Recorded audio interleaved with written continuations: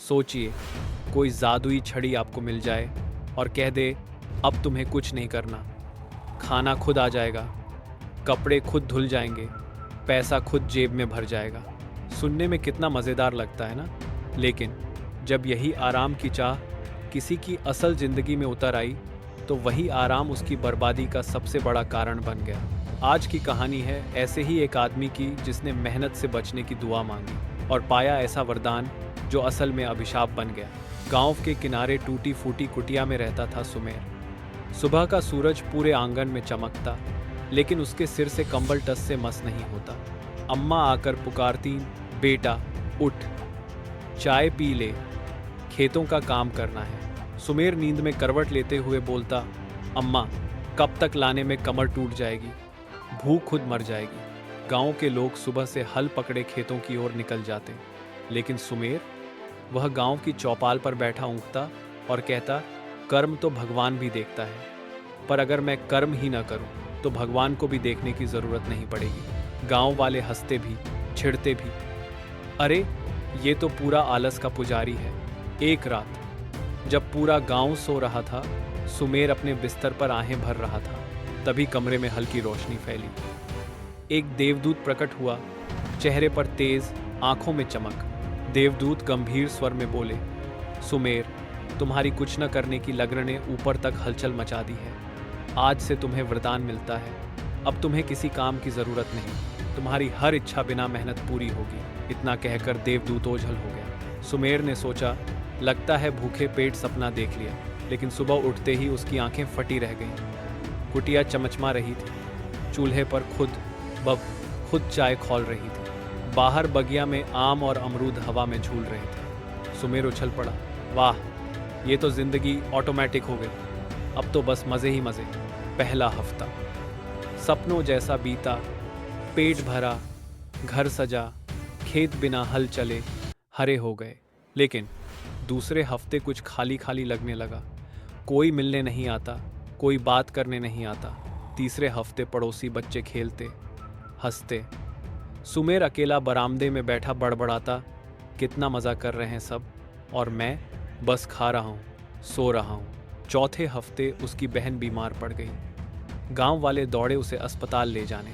सुमेर ने सोचा, कोई ना कोई नर्स खुद आ जाएगी, मुझे क्यों भागना। लेकिन कोई नहीं आया। बुखार बढ़ता गया। सुमेर ने देवदूत को पुकारा, कृपया मेरी बहन को ठीक कर दो। देवदूत की आवाज़ गूंजी, सुमेर, वरदान सिर्फ तुम्हारे काम बचाता है, किसी की तकलीफ नहीं। दवा लानी होगी, और दवा बिना मेहनत के नहीं मिलती। बहन की हालत बिगड़ती गई। माँ आंसू बहाती रही। सुमेर पहली बार घबराकर बिस्तर से उठा, दवा लेने भागा, पर जेब खाली। खेतों में फसल तो लहलहा रही थी, लेकिन हाथ कभी हल पर रखा ही नहीं। तो मजदूरी का पैसा किसे मिलता? गांव वालों ने मुंह फेर लिया। सुमेर अब किसी काम का नहीं रहा। लेकिन सबसे बड़ा ताना किसी ने दिया ही नहीं। वह उसकी आत्मा थी जो अंदर से चिल्ला रही थी, तूने अपनी बहन को अकेला छोड़ दिया। रात भर वह बहन के सिरहाने बैठा रहा। बहन ने कमज़ोर आवाज़ में कहा, भैया, तुमने मेरे लिए कदम बढ़ाया, यही मेरे लिए बहुत है। उसकी मुस्कान ने सुमेर का कलेजा छलनी कर दिया। उसने महसूस किया, बिना मेहनत के ज़िंदगी सिर्फ बोझ है। आधी रात को आंसुओं में भीगा सुमेर देवदूत को पुकारने लगा। देवदूत फिर प्रकट हुआ। सुमेर ने गिड़गिड़ाते हुए कहा, मैं समझ गया, बिना मेहनत इंसान सिर्फ जीवित रह सकता है, जी नहीं सकता। वरदान वापस ले लो, मुझे पसीने से कमाना है, मुझे मौका दो फिर से इंसान बनने का। देवदूत मुस्कराया, यही सबक तुम्हें सिखाना था सुमेर, तुम्हारा आलस तुम्हें खा रहा था, अब तुम्हें शक्ति दी जाती है, तुम्हारे हाथ कभी रुकेंगे नहीं। एक चमक हुई और वरदान खत्म हो गया। अगली सुबह सुमेर ने कांपते हाथों से हल उठाया। पहले दिन सिर्फ 2 कदम चला, दूसरे दिन 4। एक हफ्ते बाद उसके खेत की मेड़ें सीधी खड़ी थीं। बहन धीरे धीरे ठीक हुई। अम्मा की आंखों में चमक लौट आई। गांव वाले हैरान, अरे ये वही सुमेर है, ये तो सबसे पहले खेत पहुंचता है और सबसे बाद लौटता है। जब कोई पूछता, अरे भाई ये जोश कहाँ से आया, तो सुमेर मुस्कुराकर कहता, जब आदमी आलस का गुलाम बनता है तो जिंदगी उसे 2 रास्ते देती है, या तो आराम का सपना या हकीकत का झटका। मुझे झटका लगा, तभी समझ आया कि मेहनत ही असली मज़ा है। दोस्तों, सच्ची आज़ादी मेहनत में है। आराम की आदत इंसान को कुर्सी से बांध देती है, लेकिन मेहनत के पंख इंसान को उड़ना सिखाते हैं। तो अगर आप भी सोच रहे हैं कल से शुरू करूंगा, तो याद रखिए कल वही रुकावट लाएगा जो आज आपको रोक रही है। उठिए, अभी एक छोटा काम कीजिए, फिर देखिए कैसे सपने हकीकत बनते हैं।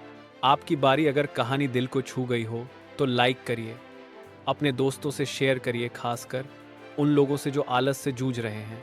कमेंट में लिखिए आज आप कौन सा एक छोटा काम करने जा रहे हैं जो आपकी ज़िंदगी में बड़ा बदलाव ला सकता है। और हाँ, दिल की स्टोरीज चैनल को सब्सक्राइब करना ना भूलें, क्योंकि हर कहानी आपको यही याद दिलाएगी सपने देखना अच्छा है, पर उन्हें पकड़ने के लिए हाथ भी बढ़ाने पड़ते हैं। धन्यवाद।